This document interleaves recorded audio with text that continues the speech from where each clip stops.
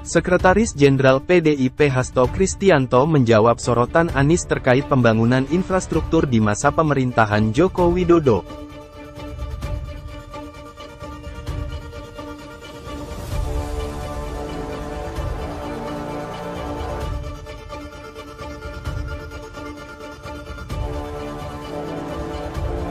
Hasto meminta Anies Baswedan yang merupakan bakal calon presiden Koalisi Perubahan untuk Persatuan atau KKP menengok hasil kerjanya saat memimpin DKI Jakarta.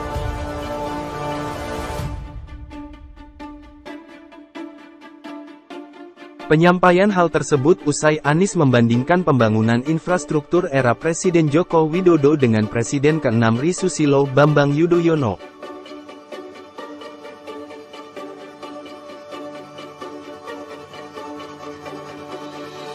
Anies menyebut saat era SBY pembangunan jalan tak berbayar, 20 kali lebih panjang dibandingkan era Jokowi. Hal itu ia sampaikan ketika pidato di depan kader Partai Keadilan. Sebelumnya Anies menyebut bahwa Jokowi hanya mampu membangun jalan tak berbayar sepanjang 19 km. Lantas Anies pun merujuk pada perbandingan jalan yang dibangun.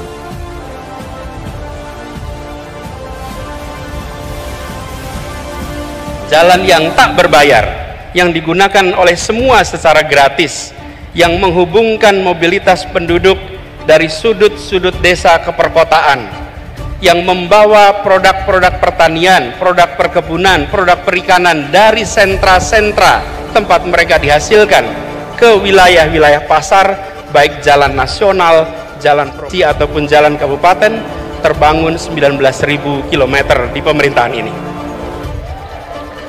Kalau coba saya bandingkan dengan pemerintahan 10 tahun yang lalu, di zaman Presiden Pak SBY, jalan tak berbayar yang dibangun adalah sepanjang 144.000 atau 7,5 kali lipat.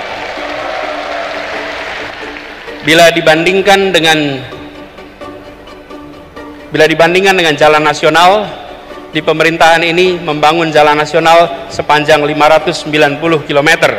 Di era 10 tahun sebelumnya 11.800 km, 20 kali lipat. Saat Jokowi memimpin terdapat 500 km jalan nasional yang terbangun, sementara era SBY mencapai 20 kali lipat dari pencapaian Jokowi saat ini.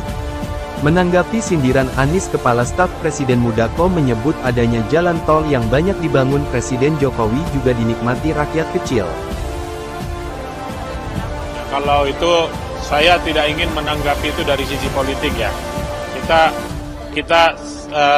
Saya bukan bela Pak Jokowi karena saya dari partainya Pak Jokowi ya, bukan. Tapi tolak ukurnya jelas. Saya 5 tahun masa pemerintahan SBY saya sudah pimpinan Komisi 5. 10 tahun pemerintahan Pak Jokowi saya pimpinan Komisi 5. Jadi saya tahu di 2 masa pemerintahan ini semua ada plus minusnya. Kalau kita bicara jalan tol itulah yang mengurai kemacetan hari ini.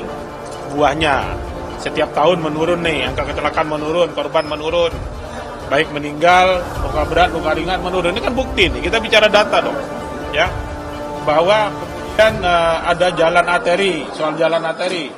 Rupanya tadi saya sudah tanya juga sama Dirjen Bina Marga, rupanya ada beberapa perubahan status jalan, ya. Tapi nanti biarlah adik-adik tanya dengan Dirjen Bina Marga soal kenapa zamannya Pak Jokowi ini sedikit membangun jalan yang tidak berbayar.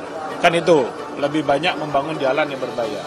Nah, jalan yang berbayar kenapa kita bangun lebih banyak? Karena memang untuk tol ini kan perlu investasi besar. Kalau kita hanya mengandalkan APBN, kuat enggak? Kan itu masalah. Nah, ada yang mau investasi, kita kasih ruang dan jalannya ada, dimanfaatkan. Buktinya apa? Jalan tol juga padat setiap kali mudik, balik lebaran. Kemudian angka kecelakaan menurun. Yang kita kejar di sini kepentingan masyarakat, bagaimana masyarakat bisa selamat berangkat dan juga selamat pulang karena fasilitas berlalu lintasnya sudah baik, terutama jalan. Jadi konsen kita di situ aja sebetulnya. Soal pengadaan jalan ini sumbernya dari APBN atau tidak dari APBN itu pilihan. Tidak ada hitung-hitungannya.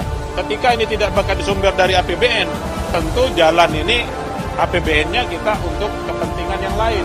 Zaman Pak Jokowi kan infrastruktur kita tidak bicara jalan saja. Kita bicara bangun berapa banyak jembatan yang dibikin, kemudian berapa bandara yang dibikin, berapa banyak pelabuhan yang kita bikin. dan seterusnya gitu loh, ya.